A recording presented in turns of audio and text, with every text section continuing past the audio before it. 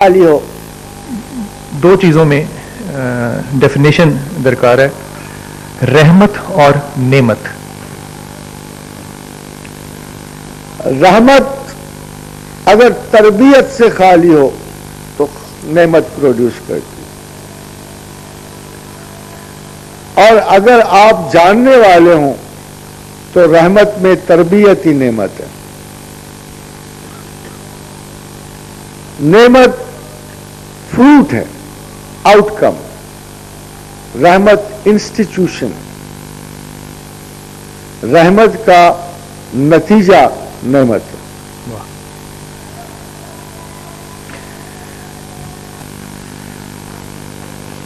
سر، خدا کہتا ہے کہ خیال میں الہام کرتا ہوں. خیال اور وسوسے میں کیا فرق ہے؟ خادم حضرات، قرآن حکیم میں اللہ تعالیٰ جب نفس انسان کا ذکر کرتا ہے تو اسے بہت بڑی بڑی تخلیقات کے ساتھ اس کی مماثلت کرتے. وَالشَّمْسِ وَالضُّحَاهَا وَالْقَمَرِ إِذَا تَلَاهَا وَالنَّهَارِ إِذَا جَلَّهَا وَاللَّيْلِ إِذَا يَغْشَاهَا وَالْأَرْضِ وَمَا طَحَاهَا وَنَفْسٍ وَمَا سَوَّاهَا.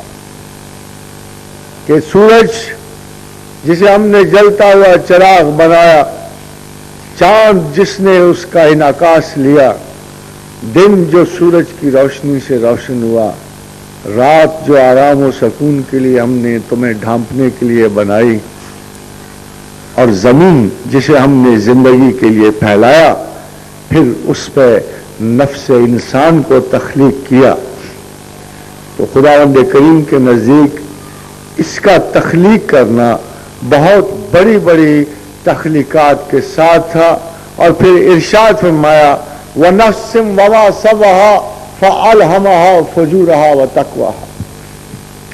پھر ہم نے نفس انسان پہ فسق و فجور اور تقوی دونوں الہام کی.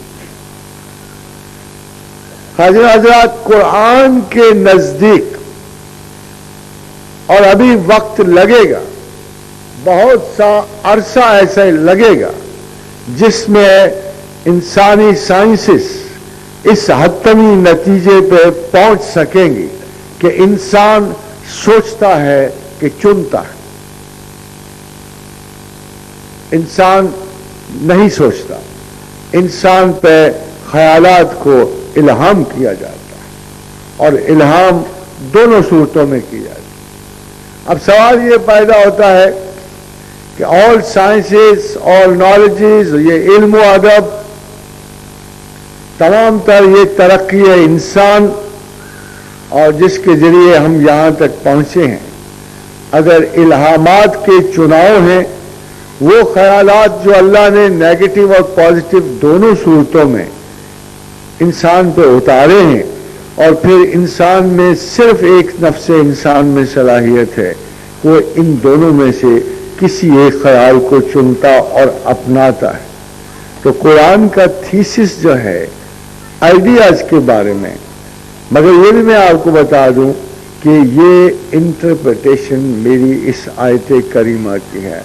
آپ مجھ سے اختلاف کا حق رکھتے ہیں، آپ مجھ سے اس کا اختلاف کا حق رکھتے ہیں، مگر میرے نزدیک کوئی خیال ایسا نہیں جو اپنی نسل نہیں رکھتا، اپنی ماں نہیں رکھتا، باپ نہیں رکھتا، اولاد نہیں رکھتا، بیٹے نہیں رکھتا، جس کا ایک خاندان نہیں.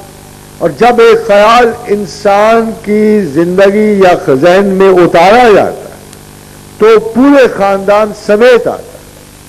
کبھی آپ غور کیجئے تو جن بیماریوں کا ہم سائیکوسس، نیوروسس یہ وہ کہتے ہیں، ان کی علامات مستقل ہیں، ان کے درجات مستقل ہیں، ان کے تواتر مستقل ہیں، ان میں ترتیب ہے. اگر ایسا ہے تو آپ یہ سوچئے کہ تمام اذہان ایک ہی بیماری کا اس وقت شکار سمجھے جائیں گے جب ایک ہی خیال اور اس کے خاندان کو اچھی طرح آپ جانتے بوجھتے ہوں گے. اس لیے اب یہ کہنا کہ اگر خدا خیال شر ہم پہ الہام کرتا ہے ہم اسے ایکسپٹ کر لیں تو پھر ہمارا کیا قصور؟ مسئلہ یہ ہے کہ انسان کے ہاتھ میں چناؤ ہے، دونوں طرف کے خیالات خیر میں سے اور خیالات شر میں سے دونوں طرف انسان نے ایک چناؤ کا استعمال کرنا. امام خواجہ شہاب الدین سہروردی عوارف المعارف میں کہتے ہیں کہ جب انسان کوئی کلام پڑھ رہا ہو یا قرآن پڑھ رہا ہو تو خیال خیر ایک بجلی کے کوندے کی طرح آتا ہے اور عموماً اس پہ دوسرے الہامات کا ورود ہوتا ہے. پھر جس شخص کے پاس عقل ہو اور توفیق ہو اور جس کے چناؤ کے پروسیسز بہتر ہوں وہ اس خیال خیر کو چن لیتا ہے. اور جب وہ اس طرح چناؤ شروع کر دیتا ہے, کوئلے میں سے ہیرے چننا شروع کر دے, تو ایک وقت آتا ہے کہ اس کا چناؤ اتنا پرفیکٹ ہو جاتا ہے کہ قرآن کی آیت کے مطابق میرے بندے تو وہ ہیں کہ جب ان کے دل سے وسوسہ شیطان گزرتا ہے تو وہ چونک پڑتے ہیں.